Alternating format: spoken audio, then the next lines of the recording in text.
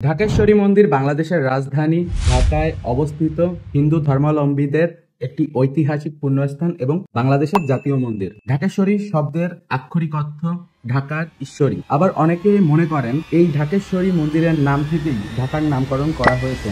1200 শতাব্দীতে সেন রাজবংশের রাজা বল্লল সেনের মাধ্যমে এই মন্দিরটি নির্মিত হয়। যদিও তৎকালীন সময়কার স্থাপনার নির্মাণ শৈলীর সাথে ঢাকেশ্বরী মন্দিরের স্থাপত্য কলার তেমন কোনো মিল পাওয়া যায় না। তাই ইতিহাসবিদদের মতে ধারাবাহিক সংস্কারের ফলে মন্দিরটির মূল নকশার এমন পরিবর্তন ঘটেছে। 1971 সালের মুক্তিযুদ্ধের সময় ঢাকেশ্বরী মন্দিরটি পাকিস্তানি বাহিনী কর্তৃক ক্ষতিগ্রস্ত হয়। বাংলাদেশ স্বাধীন হওয়ার পরবর্তী সময়ে মন্দিরের মূল নকশা অনুযায়ী আবার এটিকে পুনর্নির্মাণ করা হয়। ঢাকেশ্বরী মন্দির ঢাকা বিশ্ববিদ্যালয়ের তার সলিমুল্লাহ হলের দক্ষিণ পশ্চিম দিকে ঢাকেশ্বরী রোডে অবস্থিত।